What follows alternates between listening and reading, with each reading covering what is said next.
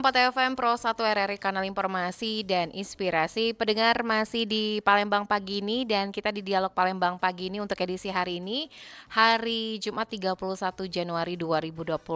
Dan pagi hari ini kita akan membahas ini tentang hari lahir Nadatul Ulama ke 102 tahun. Belajar bersama umat untuk Indonesia Maslat. Dan tentunya pendengar, nanti kita juga akan mencoba untuk menghubungi Ketua dari pimpinan cabang NU Kota Palembang ada Bapak Kiai Haji Hendra Zainuddin Al-Qodiri. Assalamualaikum warahmatullahi wabarakatuh. Pak Kiai Haji Hendra. Halo, Assalamualaikum. Baik, kita sambil menanti terhubung bersama narasumber kami. Halo, Assalamualaikum. Nah, Sehat kabarnya Pak Hendra? ya, mak inilah, alhamdulillah. Alhamdulillah sehat. Dan selain bersama Kiai Haji Hendra Zainuddin, Ketua Pimpinan Cabang NU Kota Palembang juga turut hadir bersama kami di studio bersama Ketua Pimpinan Cabang IPNU Palembang. Ada Mas Muhammad Arif Rizky SPD. Assalamualaikum warahmatullahi wabarakatuh Mas Arif. Waalaikumsalam. Boleh lebih dekat lagi dengan mic-nya Mas? Baik. Sehat kabarnya Mas Arif? Alhamdulillah sehat. Alhamdulillah sehat, semangat ya untuk Semangat pagi sekali. hari ini ya. Dan tentunya pendengar siaran ini dapat Anda saksikan langsung melalui YouTube channel kami di Pro 1 RRI Palembang dan dapat Anda dengarkan juga melalui via streaming kami di rri.co.id. Bisa Anda download di Play Store di RRI Digital. Dan pagi hari ini kami mengajak Anda untuk berpartisipasi di line telepon kami di 0711369977 atau juga melalui line WhatsApp di 0821792790. Sebelum kita ke Mas Arif ya, untuk pagi hari ini kita ke Bapak Kiai Haji Hendra yang sudah terhubung bersama kami di line melalui via Zoom untuk pagi hari ini. Dan ini Pak Kiai ini tema kita untuk belajar bersama umat. Nah, tema hari lahir NU kali ini menekankan bahwa pada belajar bersama umat, kalau dari PCNU Kota Palembang sendiri, ini untuk mengimplementasikan semangat belajar dalam program-programnya, terkhususnya di dalam konteks tantangan dan kebutuhan umat di Palembang ini sejauh ini seperti apa, Pak Kiai? Ya, Assalamualaikum warahmatullahi wabarakatuh. Waalaikumsalam warahmatullahi wabarakatuh. Alhamdulillah, Nahdlatul Ulama saat ini sudah berumur 102 tahun. Kita ini kalau pakai Masehi, Mbak, Ya. 31 Januari 1926. Mhm. Berarti baru kurang lebih 90 berapa 98 tahun 99 tahun ya. Ya. Tapi kalau Hijriah itu 16 Rajab Mhm. 1344 102 tahun. Jadi yang dipakai itu adalah bulan Hijriah 100 tahun ini, 102 tahun ini. Mhm. Kemudian tema yang diangkat oleh pengurus besar Nahdlatul Ulama tahun ini adalah belajar bersama umat untuk Indonesia yang maslahat. Ya. Apa maknanya? Maknanya adalah semua komponen NU, karena di NU itu ada macam-macam komponennya. Ya. Ada lembaga, kemudian ada badan otonom. Mhm. Nah, di saat 102 tahun ini, seluruh komponen NU untuk melakukan kolaborasi dan solidaritas sesama NU, tapi juga harus juga melaksanakan kolaborasi dan solidaritas ke masyarakat luas, masyarakat negara Kesatuan Republik Indonesia. Ya. Nah, di dalam 102 tahun ini yang dikedepankan adalah pelayanan kepada masyarakat. Itulah inti harlah ke-102 tahun ini. Maka di PBNU ada yang namanya Kongres Keluarga Maslahat, ada Kongres Pendidikan, dan banyak kegiatan lainnya dalam rangka harlah ini. Untuk Kota Palembang, insya Allah nanti malam kami akan melaksanakan rapat antara NU, pengurus NU Palembang, Ya. ditambah dengan Banom dan lembaga, serta MWC tingkat kecamatan untuk menentukan apa yang akan kami lakukan di Harlah yang ke-102. Mhm. Tetapi perlu saya kasih bocoran sedikit kepada pemirsa Republik Radio Republik Indonesia Pro 1, bahwa insya Allah Palembang akan melaksanakan ruahan akbar untuk mendoakan para ulama dan umara yang telah berjuang, yang telah berkontribusi terhadap pembangunan yang ada di Kota Palembang. Hmm. Itu yang pertama. Yang kedua, kami akan melaksanakan yang namanya resepsi akbar 102 tahun Nahdlatul Ulama dengan mengadakan pemberian pemberian NU Kota Palembang Award kepada orang-orang lembaga yang berkontribusi terhadap NU yang ada di Kota Palembang. Hmm. Itu, Pak. Baik. Pak Kiai, kalau misalnya ini berbicara mengenai organisasi, tentunya sebagai organisasi yang memiliki akar kuat di masyarakat saat ini bagaimana dari PCNU sendiri melihat peran NU dalam memberikan kontribusi terhadap kemaslahatan Indonesia, terkhususnya di Kota Palembang? Kalau kita berbicara Nahdlatul Ulama, ya, apalagi kontribusinya terhadap bangsa ini sungguh luar biasa banyaknya. Hmm. Tetapi saya akan sebutkan di antaranya. Pertama, terutama yang ada di Palembang ya. Ya. Yang pertama, bidang pendidikan. Di bidang pendidikan ini adalah pilar utama perjuangan daripada Nahdlatul Ulama. Ya. Jadi alhamdulillah, menurut menurut survei LSI tahun 2023 yang mengaku orang NU itu kurang lebih 56,9%, Oke. ya. Kemudian di September 2024, Alfara Research Center yang mengaku NU 57,6%. Hmm. Dan alhamdulillah, eh, pendidikan yang ada di Kota Palembang saat ini, dulu pondok pesantren itu hanya sekitar tahun 2013 saya menjabat ketua forum pondok pesantren Sumatera Selatan, itu cuma 30. Tapi alhamdulillah di tahun 2025 ini sudah mencapai kurang lebih 50 sampai 60 pesantren yang ada di Kota Palembang. Hmm. Dan rata-rata pesantren yang ada di Palembang itu hampir 90% Hmm. berafiliasi atau melakukan kegiatannya berdasarkan amaliyah Nahdlatul Ulama. Ulama. Itu ya. Hmm. Kalau kita berbicara tingkat nasional, pilar perjuangan NU ya, dengan jaringan pesantrennya seperti Tebu Ireng, Lirboyo, Ya.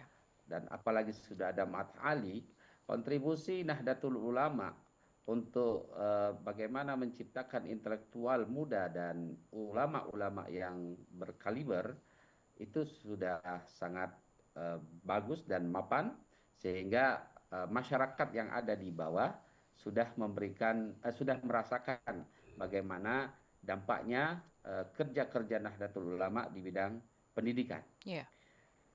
Yang kedua, di bidang sosial. Di bidang sosial, di Nahdlatul Ulama ini ada yang namanya Lazisnu, lembaga amil zakat. Dan alhamdulillah, Lazisnu sudah banyak berkiprah di tengah masyarakat kita. Hmm. Dan yang terakhir, yang perlu kami sampaikan, yang kekinian, alhamdulillah Nahdlatul Ulama terus memberikan dorongan, kontribusi, dan kekuatan untuk mempromosikan toleransi dan harmoni dalam kehidupan berbangsa dan negara, Hmm. terutama di Kota Palembang. Baik. Terima kasih. Baik, Pak Kiai, kalau berbicara dari segi pendidikan, banyak yang mengatakan bahwa pemerintah di Indonesia ini lebih menyoroti pendidikan di negeri gitu daripada swasta, terkhususnya di pesantren. Nah, kalau dari Pak Kiai sendiri pendapatnya seperti apa ini untuk dari segi pendidikan, bahwa pemerintah ini lebih menyoroti dari segi tim pengajar itu lebih ke guru-guru yang ada di sekolah negeri? Ya, sekali lagi kami harus berterima kasih ya kepada eh, pemerintah negara ini semenjak zaman Gus Dur, karena saya baru mendirikan pondok pesantren zaman Gus Dur, perhatian terhadap negeri dan swasta, dalam hal ini madrasah dan pesantren, Hmm. semakin bagus ya, semakin mendekati perimbangan dan tidak jomblang lah, tidak Ya. comblang, apa itu namanya, Hmm. tidak lagi berat sebelah gitu. Hmm. Artinya yang kami rasakan yang di madrasah di pesantren, kesamarataan dengan pendidikan negeri sudah dirasakan, walaupun belum sempurna. Hmm. Itu Mbak. Baik, kita kembali ke Ketua PC IPNU Kota Palembang. Nah, Mas Arief ini sebagai generasi muda NU, ini bagaimana tentunya IPNU Kota Palembang ini memaknai tema Hari Lahir NU yang ke-102 dengan tema belajar bersama umat untuk Indonesia maslahat. Itu seperti apa? Bismillahirrahmanirrahim. Assalamualaikum warahmatullahi wabarakatuh. Waalaikumsalam warahmatullahi Ya, wabarakatuh. jadi yang terhormat yang hadir di eh, via Zoom, yang hadir secara virtual, Kiai Haji Hendra Zainuddin Al-Qodiri selaku Ketua PCNU Kota Palembang, juga yang terhormat juga pihak dari RRI dan para penonton dan pemirsa yang ada di rumah. Jadi bagi kami IPNU ini saya sedikit ceritakan. Jadi IPNU ini merupakan salah satu Banam NU yang posisinya itu ada di bawah, yang artinya IPNU ini sendiri berada pada jenjang pelajar, mahasiswa dan pemuda pada umumnya. Ya. Jadi kontribusi IPNU khususnya di Kota Palembang ini dalam syiarkan NU, kami berkomitmen untuk bisa melaksanakan kaderisasi pada tingkatan yang terendah di NU, itu fokus menyisir kepada sekolah-sekolah dan pondok pesantren untuk bisa memperkenalkan apa itu NU melalui Ikatan Pelajar Nahdlatul Ulama. Jadi saya juga sempat komunikasi dengan kawan-kawan pengurus itu untuk bisa melakukan silaturahmi kepada beberapa pondok pesantren, beberapa sekolah-sekolah, agar bisa nantinya IPNU ini bisa masuk ke tiap-tiap sekolah dalam rangka mensiarkan ajaran Aswaja An-Nahdliyah itu Mbak. Baik, kalau untuk program-program unggulan dari IPNU Kota Palembang sendiri mungkin yang dirancang untuk melibatkan generasi muda dalam upaya membangun kemaslahatan umat dan bangsa, apa aja yang sudah dilaksanakan? Nah ini kan karena kami ini kepengurusan baru, Baru berapa lama? Mbak, belum nyampe setahun Mbak. Oh, belum. Ya, Berarti ini baru yang angkatan pertama ya? Periode pertama berarti ya? ya. Mhm. Kalau saya pribadi itu dilantik di bulan 9 kalau salah kemarin itu. Dan kegiatan pertama yang kami laksanakan yang memang menyasar pelajaran mahasiswa itu, kemarin kami sempat melaksanakan dialog moderasi Ya. beragama. Mhm. Jadi di dialog moderasi beragama itu kami mengundang pelajar-pelajar dan mahasiswa itu untuk dapat mengenali apa itu Nahdlatul Ulama dan juga apa itu moderasi beragama yang saat ini sedang gencar-gencarnya dipromosikan oleh Kemenak gitu. Pasti tentunya ada tantangan ya sama generasi zaman sekarang, di mana generasi zaman sekarang ini bisa dikatakan Gen Z, sudah lahir juga generasi Alpha ini Ya, lebih dominan, mereka yang bisa dikatakan apa ya, lebih memilih kayak hidup modern, dalam artian mereka yang tampil beda dengan orang-orang pada umumnya gitu ya.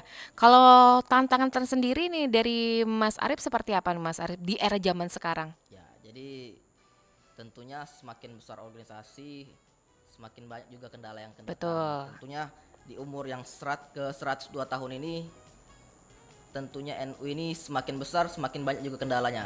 Khususnya di era modern sekarang ini, yang mana perkembangan teknologi ini seringkali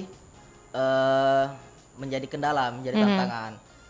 Karena mayoritas pemuda-pemuda sekarang ini, khususnya pelajar itu tidak terlalu bersosial, artinya mereka sibuk dengan handphone dan gadgetnya. Ya. Jadi memang pemanfaatan teknologi ini terkadang membawa arah yang ke positif. Mungkin mereka bisa tahu apa itu NU dari gadget yang mereka pakai. Tetapi ya tantangan kami temui di lapangan itu penggunaan gadget tadi tidak dimanfaatkan untuk manfaat yang saya jelaskan tadi, sehingga tantangan bagi kami IPNU ini, khususnya IPNU di Kota Palembang ini, karena memang secara kultural juga NU di Kota Palembang ini masyarakat tuh beda dengan yang di Jawa. Itu yang menjadi tantangan bagi kami IPNU Kota Palembang, sehingga harus ekstra kerja keras untuk bisa menjemput kaderisasi di tiap-tiap sekolah dan pondok pesantren. Baik, Mas Arif sebagai ketua pimpinan cabang IPNU Kota Palembang ini bagaimana upaya Mas Arif sendiri ini juga untuk mendorong kader-kadernya untuk memiliki pemahaman yang tentunya mendalam ya tentang nilai-nilai NU sendiri? Ya, kalau dari kami IPNU Kota Palembang ini sebenarnya sudah memiliki 16 pimpinan anak cabang. Artinya pimpinan anak cabang ini berada pada tingkat Wilayah. kecamatan. Oh, kecamatan. Jadi Baik. kami pimpinan anak cabang. Nah, tiap-tiap pimpinan anak cabang ini kami arahkan untuk bisa mengikuti kegiatan-kegiatan NU di tingkat kecamatan, yaitu pada level MWC. Nah, jadi kalau di NU itu ada yang namanya MWC, Majelis Wakil Cabang, itu berada pada tingkat kecamatan. Nah, jadi kader-kader itu kita alokasikan, kita distribusikan di tiap-tiap kecamatan tuh untuk bisa meramaikan kegiatan-kegiatan MWC. Juga kami dari IPNU ini juga rutin melaksanakan seminar-seminar, juga sering melaksanakan juga kajian-kajian terkait skill-skill yang memang dibutuhkan pada saat ini, seperti public speaking, seperti desain grafis dan lain-lain. Baik, kita kembali ke Pak Kiai Hendra. Pak Kiai, kalau misalnya di era globalisasi terus juga digitalisasi, bagaimana ini PCNU Kota Palembang beradaptasi dan tentunya bisa memanfaatkan teknologi ini untuk memperkuat jaringan terus juga komunikasi dengan program-program yang sudah ada nih Pak Kiai? Di kita sendiri ya di PCNU Kota Palembang sudah mempunyai sebuah web namanya PCNU Kota Palembang. Kegiatan apapun yang dilaksanakan oleh Nahdlatul Ulama Kota Palembang dimasukkan di dalam website itu. Yang kedua, mungkin yang mau baca itu ya sedikit orang. Tapi kita juga memahami ada generasi milenial atau Z itu, kita pakai Instagram dan juga media sosial lainnya semacam FB kita pakai juga. Apa semua yang kita lakukan itu dalam konteks untuk memberikan pemahaman kepada masyarakat kita yang ada di Kota Palembang, mungkin belum kenal dengan Nahdlatul Ulama, dengan segala perangkatnya, itulah media yang kita gunakan untuk menyapa masyarakat Kota Palembang, Sumatera Selatan. Berarti lebih ke media sosial ya Pak ya? Atau Pak Kiai juga pernah turun langsung bersama tim memperkenalkan juga NU di Kota Palembang nih Pak Kiai? Ya, kita setiap bulan ada yang namanya Lailatul Ijtima. Artinya setiap kecamatan kita gilir, dan ini sudah memasuki tahun kedua, dan nanti malam insya Allah akan ada Lailatul Ijtima yang dilaksanakan oleh Kecamatan Jakabaring. Artinya kegiatan yang artinya secara periodik setiap bulan ini namanya Lailatul Ijtima. Tapi juga ada kegiatan-kegiatan yang sesuai dengan hari dan bulan di mana sering kita peringati, misalnya Isra Mi'raj dan Maulid Nabi serta lain sebagainya. Dan di NU kita Palembang, walaupun belum jalan secara maksimal, kita ada yang namanya Aswaja Center. Ya, Aswaja Center ini kita buka untuk memfasilitasi masyarakat ingin melaksanakan yang namanya hal-hal yang keagamaan atau amaliyah Nahdlatul Ulama. Jadi amaliyah Nahdlatul Ulama itu Mbak, salah satunya tahlilan, yasinan, maulidan, pokoknya ada an itu ya, itu amaliyah Nahdlatul Ulama.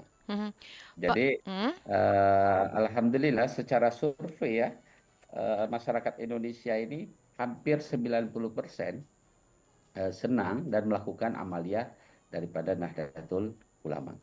Baik, Pak Kiai, kalau di zaman sekarang kan lebih ke teknologi. Banyak dari masyarakat kita terkhususnya mungkin di Kota Palembang lebih banyak mereka tuh menyaksikan di YouTube, tidak turun langsung untuk menyaksikan misalnya seperti ceramah ataupun yang lain-lainnya. Ini tantangan tersendiri untuk PCNU Kota Palembang ini seperti apa Pak di lapangan?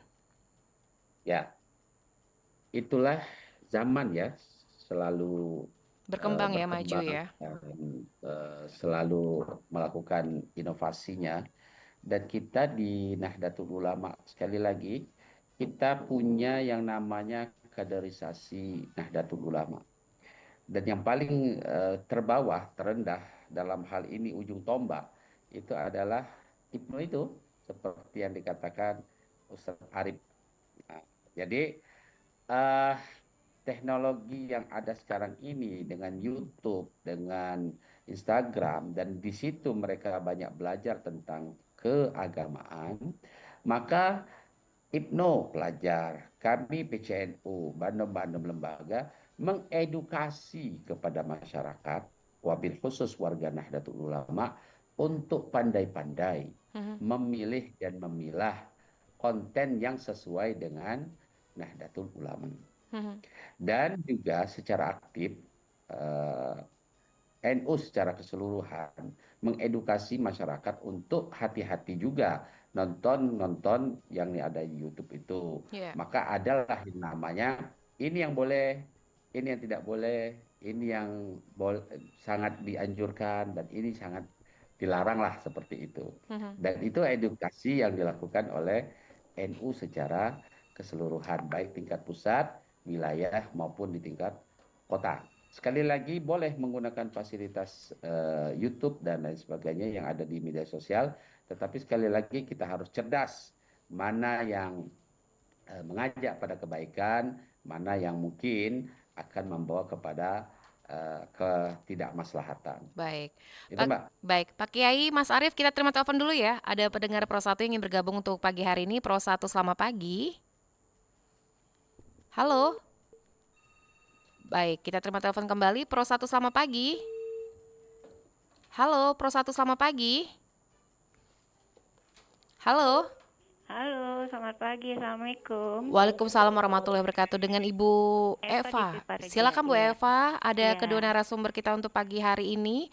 Ada Ketua PCNU Kota Palembang, Bapak Kiai Haji Hendra, dan Ketua PC IPNU Palembang, Bapak Mas Arief. Silakan.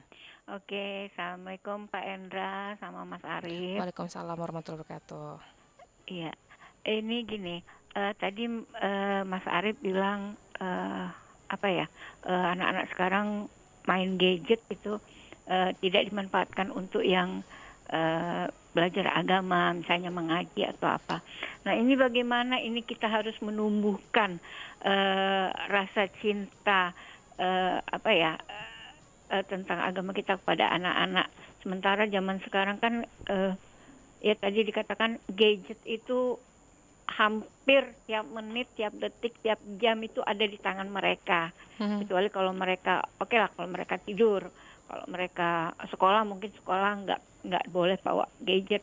Nah itu apalagi kemarin libur itu anak-anak itu saya lihat anak-anak tetangga itu kumpul masih kecil-kecil seputaran SD SMP barangkali mereka itu duduk berkumpul sama-sama main gadget.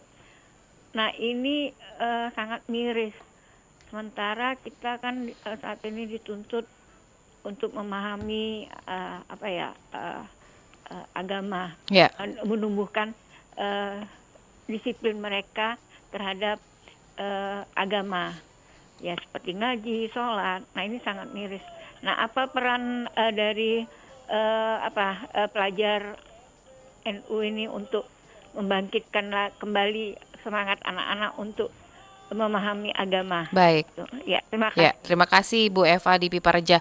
Boleh Mas Arief ditanggapi Mas Arief? Oke, terima kasih ya sebelumnya untuk Ibu yang tadi yang sudah bertanya.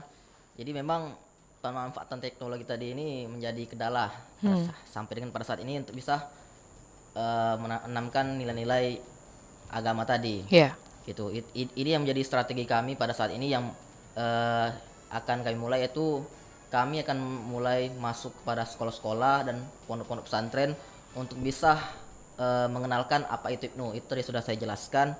Dan juga IPNU ini sebisa mungkin kami itu melaksanakan kegiatan-kegiatan yang sifatnya membuat mereka itu meninggalkan kebiasaan-kebiasaan untuk bermain gadget. Jadi ketika mereka disibukkan dengan organisasi-organisasi yang tentunya bermanfaat tadi, mereka tentunya akan meninggalkan kebiasaan-kebiasaan untuk bermain gadget. Jadi ketika ada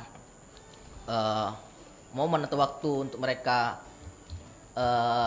kosong, itu mungkin bisa dialihkan untuk momen mereka untuk bisa mengikuti kajian-kajian di organisasi, mengikuti seminar-seminar di organisasi. Juga tentunya ini menjadi PR kita bersama untuk bisa membatasi ruang pada anak-anak sekarang untuk bisa sedikit mengurangi waktu bermain gadget. Jadi sebenarnya ini PR bersama juga sebenarnya, karena memang semakin maju teknologi ini, semakin canggih teknologi juga, kita sebagai manusia umat Islam khususnya untuk bisa terus mengawal kemajuan teknologi ini untuk bisa mengarahkan kepada manfaat yang lebih baik. Gitu.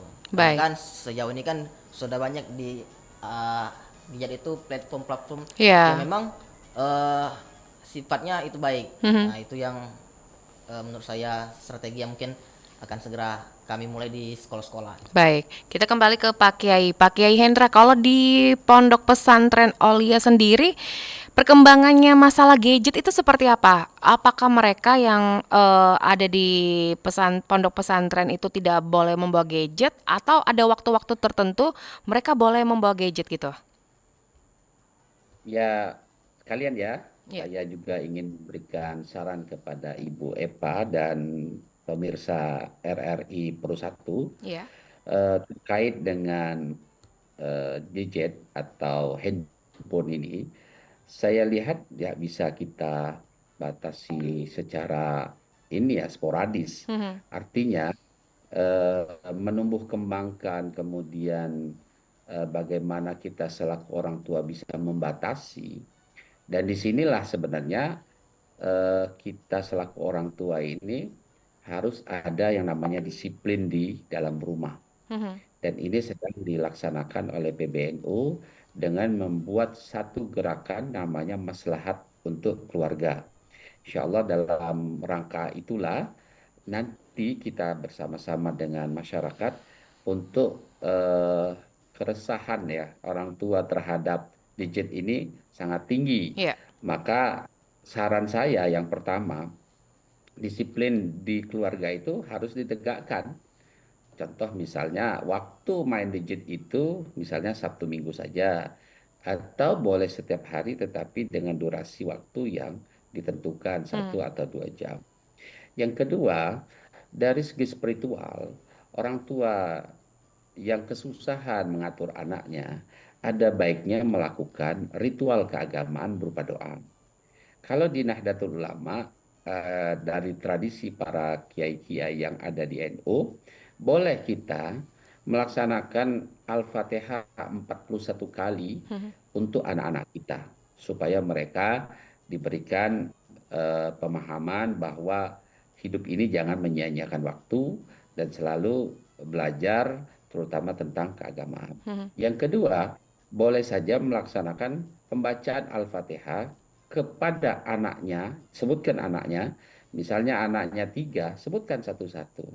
Misalnya saudara Ahmad, ya Allah anakku nama Ahmad, semoga dia tidak kegiluanian dengan yang namanya gadget ini. Semoga dia jadi anak soleh dan soleha. Al-Fatihah. Sikok lagi Muhammad. Ya Allah Muhammad ini lah bagus, cuman kurang ngajinya. Ya Allah buatkanlah dia ini supaya bisa ngaji yang bagus. Al-Fatihah gitu. Sikoknya lagi misalnya Rahmat. Jadi tiga-tiganya di Al-Fatihah dengan sebelumnya ada narasi apa yang dimohonkan pada Allah Subhanahu wa taala ya. Dan yang nomor 3, amaliyah supaya bisa anak-anak baik ini, dipuasai di hari di hari kelahiran. Misalnya anak kita lahir hari Minggu, ya tiap hari Minggu puasa untuk anak kita. Ya, kenapa? Karena tirakat untuk anak itu, apalagi doa ibu kepada anaknya, itu sudah tidak ada dinding pemisah, pasti dikabulkan oleh Allah. Tapi kalau misalnya seminggu, 2 minggu belum dikabulkan, ya sabar baik. Ini kan ngapo aku lama ini tapi belum kabul-kabul. Nah, itu agak nak makso itu namanya. Hmm. Dan yang kelima, secara spiritual, para orang tua juga sedekah, walaupun hanya sekedar permen, roti, atau duit 5.000 kepada orang-orang yang soleh atau kepada anak yatim atau kepada para duafa atas nama anak kita.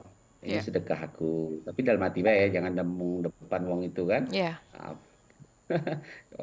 sedekah permen nak ngomong nian tinggi-tinggi kuat-kuat kan. Hmm. Ya Allah, semoga permen yang aku sedekahkan atau pempek yang aku sedekahkan ini ya Allah, semoga anakku tidak keranjingan ego dengan jejet, dia jadi Hmm. anak soleh. Nah, tapi lakukan setiap hari atas nama wong tua kita, atas nama anak kita. Hmm. Dan yang ini menanggapi Bu Eva tadi, kita juga berapresiasi ya kepada pemerintah bahwa Ramadan tahun ini tidak libur. Hmm. Kalau libur jadi balak 12 juga kan, susah Main selama handphone aja Ramadan nih, kita. main handphone di rumah nih Pak Kiai ya. Hah? Kalau libur Iya, sebulan, main dia kan, main handphone terus. Nah, jadi alhamdulillah dan kita apresiasi dengan pemerintah yang tidak meliburkan santri atau siswa di bulan suci Ramadan ini. Jadi hmm. minimal anak-anak itu punya kegiatan yang positif selama berada di sekolah. Dan sekolah-sekolah kiranya bisa membuat apa namanya kegiatan yang ya yang menyenangkan lah selama Ya. bulan suci Ramadan ini. Dan untuk terakhir yang kata Mbak kita yang menjadi host hari ini, yang paling bagus itu masukkan anak itu ke pesantren. Hmm. Pesantren sekarang ini ada yang eksekutif, Ya. ada yang biasa, ada yang seperti hal biasa. Jadi pilihan-pilihan dengan pesantren itu sekarang sudah luar biasa. Atau masukkan ke sekolah-sekolah yang full day, Hmm. yang masuk jam 7 itu sampai jam 4. Hmm. Sehingga fokus anak kepada belajar itu benar-benar tercapai. Hmm. Kalau di pondok pesantren, pasti itu tidak ada yang namanya pesantren yang membolehkan membawa handphone. Ya, Baik. jadi itu tip-tip supaya anak-anak kita yang sekarang ini sedang ya dihadapkan dengan teknologi yang canggih ini untuk bagaimana kita bisa mengatasinya. Terima Hmm. kasih. Baik, Pak Kiai, kalau di Pondok Pesantren Aulia sendiri pasti punya tantangan tersendiri di zaman sekarang. Mungkin bisa dikatakan mereka yang tadinya sebelum masuk pondok itu ketergantungan dengan handphone atau juga dengan media sosial dan lain-lainnya. Nah, mungkin kalau dari Pondok Pesantren Aulia sendiri apa yang mungkin bisa dilakukan ini pada saat mereka yang sudah kecanduan gadget ini, Pak Kiai? Kami punya santri ya dulu setelah Corona 2020 itu, setelah Hmm. kemudian masuk 2021, ada yang sudah badannya itu sudah begini-begini. Apa artinya? Itu sudah kecanduan yang tingkat tinggi kali ya. Hmm. Tapi saya perhatikan setelah semester pertama di 6 bulan pertama itu yang begini-begininya itu hilang, Hmm. hilang total sampai anak itu tamat. Hmm. Apa artinya? Ketika anak itu tidak menikmati handphonenya itu dengan gamenya itu, dengan fokus kepada kegiatan yang 24 jam yang ada di pondok, itu kebiasaan buruk mereka main game dan mabar-mabar itu, Hmm. saya nggak tahu ngerti gitu ya. Tapi kalau udah mabar itu agak mengerikan juga, karena Hmm. kalimat-kalimat yang keluar juga kurang bagus Hmm. di anak-anak itu. Dan saya perhatikan solusi dari semua keresahan orang tua, salah satunya adalah memasukkan ke pondok pesantren atau sekolah yang memakai sistem full day. Baik. Itu menurut saya. Baik, Pak Kiai, Mas Arief, kita terima telepon kembali ya. Ada pendengar kita yang bergabung. Pro 1, selamat pagi. Halo, Assalamualaikum, selamat pagi. Selamat pagi, dengan siapa di mana ini, Mbak? Dengan Ibu Oka di Ibu Alak Oka, Palembang. kami mohon maaf tuh, tadi sempat menunggu. Bu Oka, silakan Bu Oka. Iya, lumayan lama, nggak Iya, apa-apa. Saya silakan. pakai telepon rumah. Ya, baik. Assalamualaikum, Pak Ustadz. Waalaikumsalam warahmatullahi Ya, wabarakatuh. dan apa ya, satu lagi. Ya, izin saya mau tanya, anak saya kan yang pertama kan sekolah. Tadi saya dengar tuh ada kata pesantren, sebenarnya sama dengan pertanyaan saya, terkait dengan pertanyaan saya. Anak saya kan sekolah IT dulunya, karena saya lebih ingin mendekatkan ajaran agama seperti itu. Namun sayangnya sekolah di IT Palembang ini cukup menguras kantong ya, seperti itu ya. Belum lagi ditambah dengan kegiatan-kegiatan les pasca sekolah seperti itu. Nah, mau masuk ke pesantren ada rasa khawatir seperti itu. Zaman sekarang ya banyak sekali informasi-informasi. Nah, sementara anak kedua saya ini saya sekolahin di sekolah Muhammadiyah seperti itu. Nah, ada perbedaan ketika mereka melakukan sholat 5 waktu ketika pulang ke rumah seperti itu. Tapi itu tidak menjadi masalah dalam keluarga kami karena suami saya mengajarkan kerukunan bersama seperti itu. Yang saya mau tanyakan begini Ustadz, mungkin juga kepada tadi ada dari kalangan muda ya. Kalau seandainya anak saya yang tua ini kan sudah SMA-nya nggak lanjut lagi nih, dia sudah ke negeri.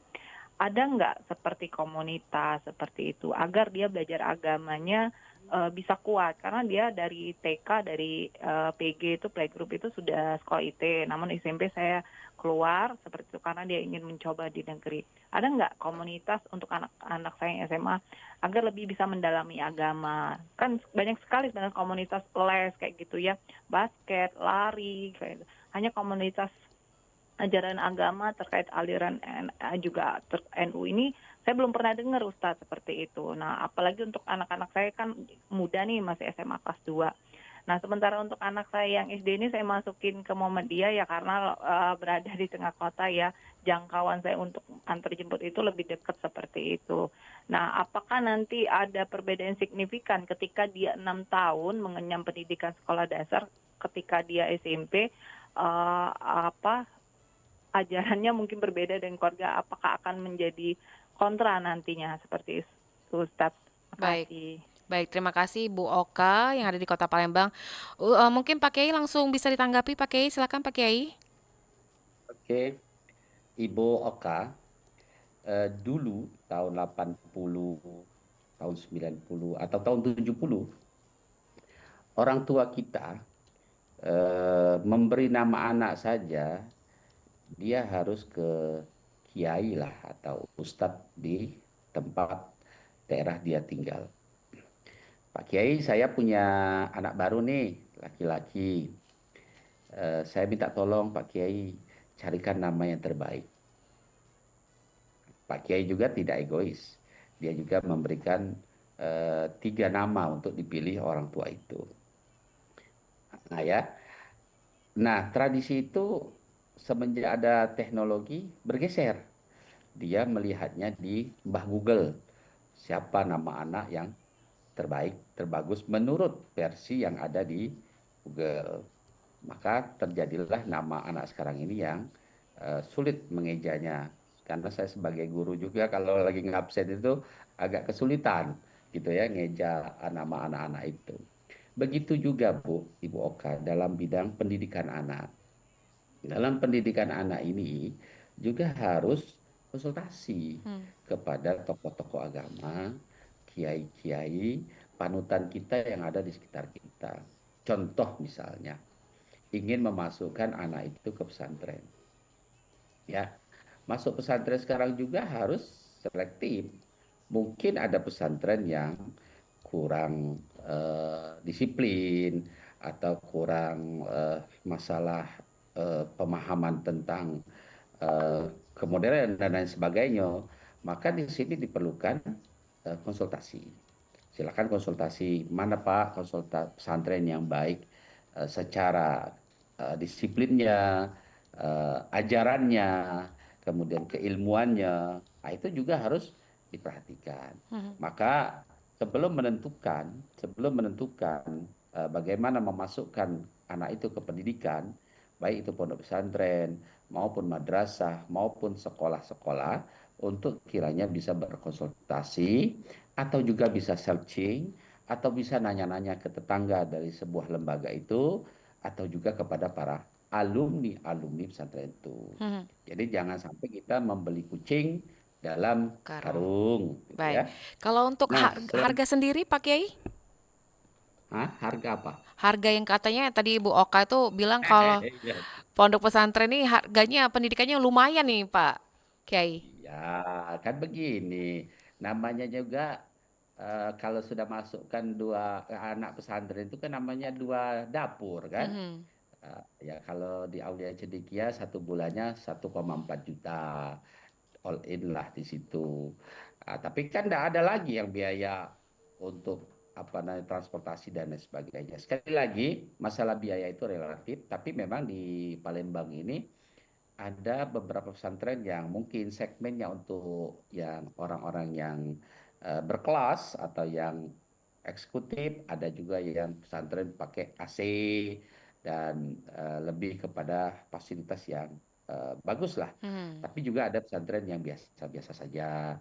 Ada juga pesantren yang memang untuk menampung anak-anak yatim dan lain sebagainya. Tapi sekali lagi, eh, harga itu sekali lagi nomor dua, tapi yang paling penting kita melihat bagaimana sih kedisiplinannya, bagaimana sih kepengawasan para gurunya, pimpinannya tentang anak-anak. Itu yang paling penting. Mhm. Dan yang paling penting bagaimana tentang ajarannya, Baik.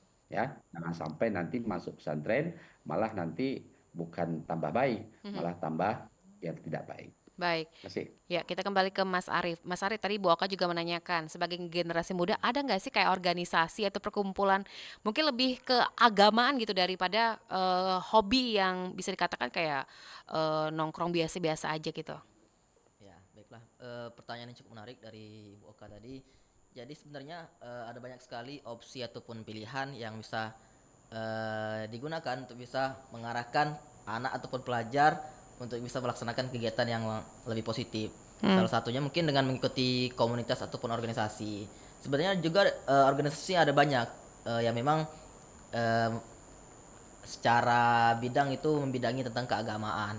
Nah, salah satunya kalau di NU ini sebagai ujung tombak dari Nahdlatul Ulama yang berada pada tingkatan pelajar. Di sini kan kami Ikatan Pelajar Nahdlatul Ulama ini memang fokus untuk bisa membina para pelajar-pelajar, para mahasiswa dan juga pemuda pada umumnya untuk bisa melaksanakan kegiatan-kegiatan yang bersifat keagamaan yang mengarahkan kepada kegiatan yang lebih positif.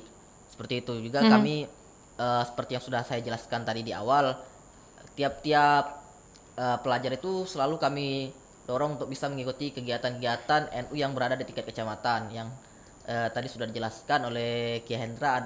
Itu ada kegiatan Lailatul Ijtima yang memang itu selalu rutin dilaksanakan memang di tiap-tiap kecamatan itu. Mhm. Tapi di tahun 2025 kan media sosial, teknologi ini kan udah maju pesat banget ya. Mas Arief sendiri sebagai generasi muda, pernah nggak sih kayak tergoda, aduh pengen main kayak salah satu aplikasi yang bisa joget-joget gitu, pernah juga nggak sih? Kalau aplikasi yang joget-joget kalau saya pribadi itu Mhm. ya tidak kepengen ya. Tidak tergiur ya? Ya, cuman memang eh, adanya kemajuan teknologi ini terutama gadget ini memang membuat rasa ingin tahu para anak atau pelajar itu cukup kuat itu. Jadi memang inilah fungsi dari orang tua untuk melaksanakan fungsi kontrol terhadap anak-anak sehingga kemajuan teknologi tadi tidak membawa kemunduran akhlak bagi para anak dan pelajar pada umumnya. Masya Allah. Kita kembali ke Pak Kiai. Pak Kiai ada pertanyaan di WhatsApp ini di 082179279090 untuk baca Assalamualaikum warahmatullahi wabarakatuh. Salam sehat selalu. Semoga Pak Kiai semoga dalam lindungan Allah Subhanahu wa taala. Amin. Pak Kiai, kalau untuk baca Al-Fatihah pada anak 40 kali itu dalam sekali baca atau seperti apa tata caranya? Mohon penjelasannya dari hamba Allah. Silakan Pak Kiai. 41 bukan 40. 41, kurang satu ini ya. Ya, Ini sekali kali baca ya. atau seperti apa nih Pak Kiai? Ya, kalau saya sih ngamalkannya paling ya perlu waktu 15 sampai 20 menit gitu Mhm. kan. Jadi untuk anak apa yang tidak bisa kita lakukan? Iya. 41 kali dengan 15 sampai 20 menit mudah-mudahan bisa dilaksanakan ya. Tapi satu waktu. Karena cuma 41. Tapi kalau misalnya nggak mau ribet, ya setelah sholat. Mhm. Al-Fatihah satu-satu anaknya, satu-satu si Ahmad, si ini, gitu kan. Kedua, saya ulangi lagi ya, yang kedua, yang ketiga, sedekahin atas nama anak, puasain, gitu kan. Dan itu sudah terbukti bahwa anak-anak yang dilakoni tirakat oleh orang tuanya, dia sukses dan baik. Mhm. Itu Mbak. Baik. Untuk tahun ini tema belajar bersama umat, penyelenggaraan tahun ini ada acara apa aja nih Pak Kiai? Boleh diberitahu lagi? Ya, dari NU tadi sudah saya sebutkan ya, yang pertama akan ada resepsi, Mhm. yang kedua kita ada ruahan, bagaimana kita harus mendoakan orang-orang yang berkontribusi terhadap eh, kota ini, Palembang. Kemudian menyambung sedikit dari Ibu Oka tadi majelis, ya silahkanlah sekarang ini komunitas tentang keagamaan itu sangat banyak sekali, ya tentang apa saja boleh ikut, tetapi jangan sampai salah cari pengajian. Oke. Lebih baik salah pergaulan Mhm. daripada salah pengajian. Salah pengajian ini akan berakibat fatal. Mhm. Nah, pengajian-pengajian yang baik-baik itu harus ditanyakan, harus dikonsultasikan, harus juga kalau anak ikut dalam sebuah pengajian harus diawasi. Jangan sampai dia melawan orang tua, bisa melawan negara ini, dan lain sebagainya. Mhm. Ini Baik, harus memilih dengan yang benar juga nih Pak Kiai ya. kita, Baik. kalau enggak ya tidak sesuai dengan harapan dan cita-cita orang tuanya nanti. Gitu. Mhm. Baik. Kalau dari NU Kota Palembang sendiri, Pak Kiai menjaga terus juga memperkuat nilai-nilai toleransi, persatuan dan kesatuan antar umat beragama, terkhususnya di Kota Palembang ini kan banyak agama dan budaya-budaya. Apa yang dilakukan dari NU Kota Palembang, Pak Kiai? Ya, saya tadi ya sepakat dan mungkin sudah dijelaskan Ustadz Arif tadi bahwa anak-anak muda seperti Ibnu itu sudah melakoni. Hmm. Kemudian dari negara juga sudah memperkuat. Di Kementerian Agama itu moderasi beragama selalu digaungkan. Ya. Kemudian di dalam apa ya karakter dan watak NU itu salah satunya karena dia ada 4 Mbak. Hmm. Yang pertama tawasud, watak dan karakter NU itu moderat, Oke. ya, tidak ekstrim kanan, tidak ekstrim kiri. Hmm. Yang kedua tasamu, toleransi. Yang ketiga tawazun atau harmoni. Jadi orang NU biasanya mempunyai 3 watak ini.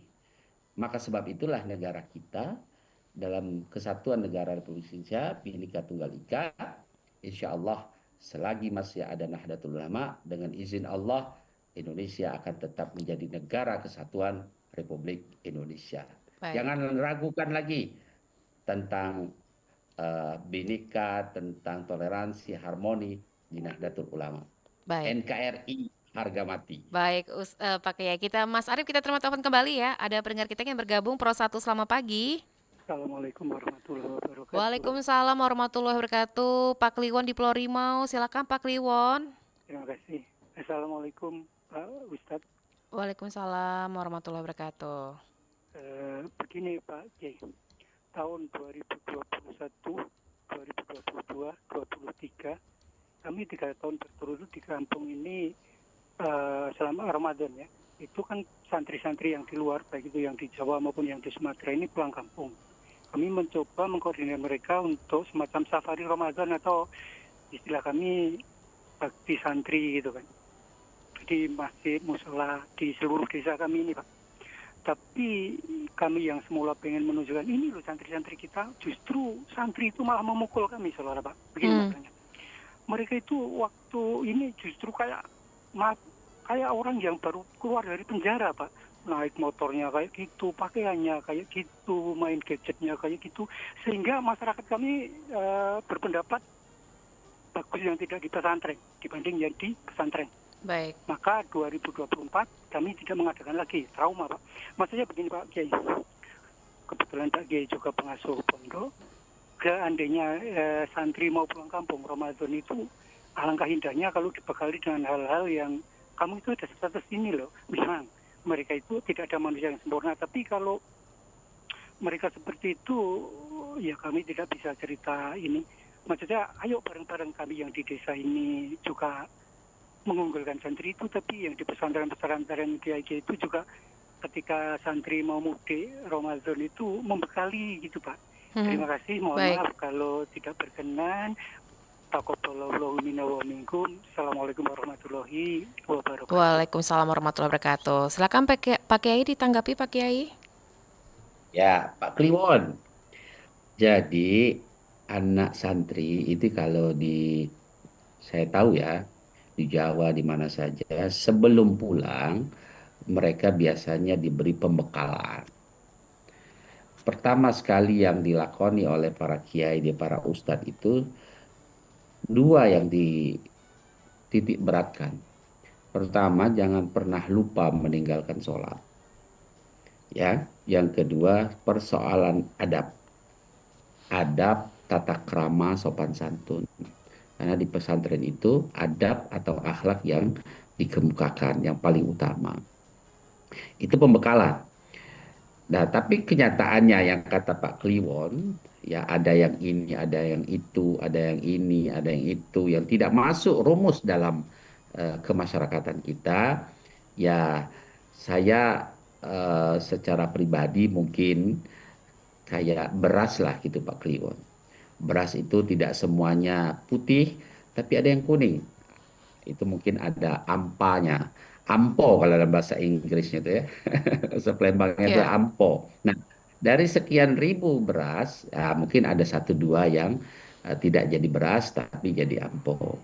Itu pendapat pribadi saya.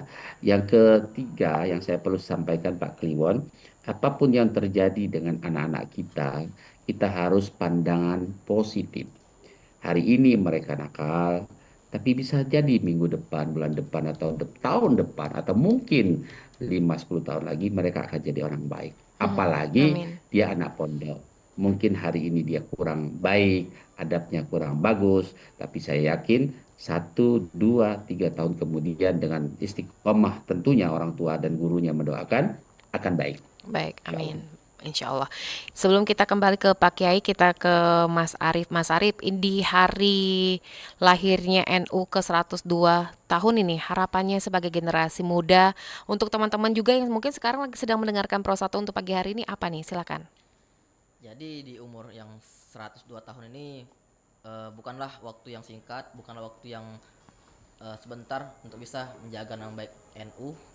Karena memang semakin besar NU ini juga semakin banyak tantangannya, juga semakin maju kemajuan teknologi ini. Terkadang banyak isu-isu yang seringkali itu memecah belah Ya. yang namanya persatuan. Juga sejalan dan senada dengan salah satu ikon dari logo Harla yang ke-102 ini, ada pada logo Harla itu logo ikon sorban dan juga tali tambang, yang mana dari tali tambang ini memiliki makna untuk bisa menjaga persatuan dan kesatuan antar umat Islam dan juga antar umat beragama. Artinya di umur yang 102 tahun ini NU memiliki harapan bahwasanya isu-isu yang seringkali memecah belah itu bisa ditanggapi oleh masyarakat, bukanlah suatu hal yang penting untuk bisa memecah Ya. persatuan di antara umat beragama itu. Kemudian harapan untuk para generasi muda pada saat ini mungkin untuk bisa lebih cermat dalam menyikapi informasi-informasi yang beredar, juga untuk bisa memilah mana informasi yang benar, mana informasi yang bermanfaat, dan mana informasi yang tidak memiliki manfaat. Juga telah banyak pilihan opsi-opsi untuk bisa meningkatkan kemampuan di bidang keagamaan, juga meningkatkan kegiatan yang memang bersifat positif, itu salah satunya dengan mengikuti organisasi. Jadi kami dari IPNU ini sendiri juga mengajak kepada seluruh pelajar, baik itu mahasiswa dan juga pemuda pada umumnya, untuk bisa ayo sama-sama kita belajar, untuk sama-sama kita bisa terus mensiarkan ajaran Aswaja An-Nahdliyah melalui Ikatan Pelajar Nahdlatul Ulama. Juga menjadi suatu kebanggaan bagi saya IPNU ini bisa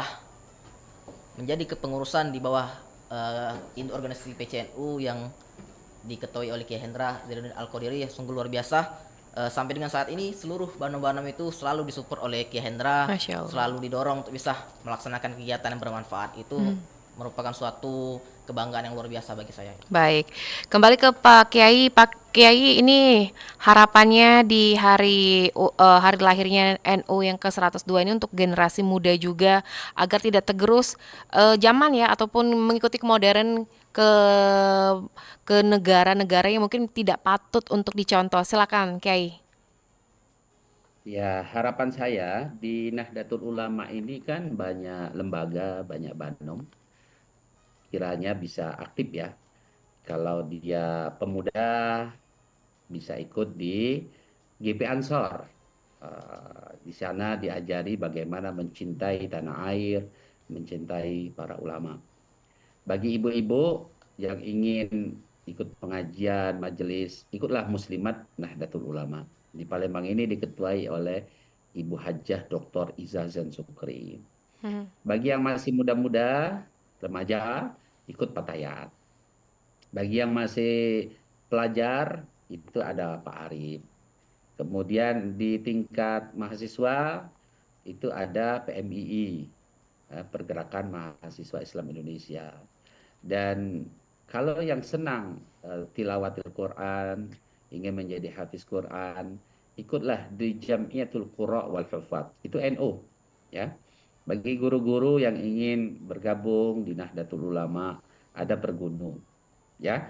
Nah, harapan saya di kalangan generasi muda kiranya untuk bisa bergabung dengan majelis-majelis yang di bawah Nahdlatul Ulama, lembaga Banom yang ada di Nahdlatul Ulama, dan yang paling penting dari sekian yang apa kita bicarakan hari ini, langkah apapun dalam menentukan apapun untuk anak kita, untuk generasi kita, harus konsultasi dulu dengan yang ahlinya. Terima kasih. Baik, terima kasih banyak Kiai Haji Hendra Zainuddin Al-Qodiri. Ini Ketua Pimpinan Cabang NU Kota Palembang yang sudah bergabung bersama kami melalui via Zoom ya Pak Kiai. Semoga insya Allah di waktu kesempatan kita bisa bertemu kembali langsung. Mungkin bisa hadir ke studio atau kita bisa main ke pondok pesantren Pak Kiai ya Pak Kiai. Baik, salam sehat selalu Pak Kiai. Assalamualaikum warahmatullahi wabarakatuh. Waalaikumsalam warahmatullahi wabarakatuh. Baik, kami ucapkan juga terima kasih kepada Ketua PC IPNU Palembang, Mas Muhammad Arif Rizky SPD yang sudah hadir bersama kami. Insya Allah di waktu kesempatan kita juga bisa berbincang dengan tema-tema lainnya Mas ya. Salam buat teman-teman IPNU lainnya Mas ya. Baik, salam sehat selalu. Wassalamualaikum warahmatullahi wabarakatuh. Waalaikumsalam warahmatullahi wabarakatuh. Dan pendengar, itulah tadi untuk Dialog Palembang pagi ini edisi hari ini Jumat 31 Januari 2025 dengan tema hari lahir NU ke-102 tahun. Dan kami informasikan tepat pukul 9 waktu Indonesia Barat kita di Halo RRI. Kami nantikan mengajak Anda untuk berpartisipasi di Halo RRI hingga pukul 10 waktu Indonesia Barat. Tetaplah bersama kami. Baru saja Anda ikuti Dialog Palembang pagi ini.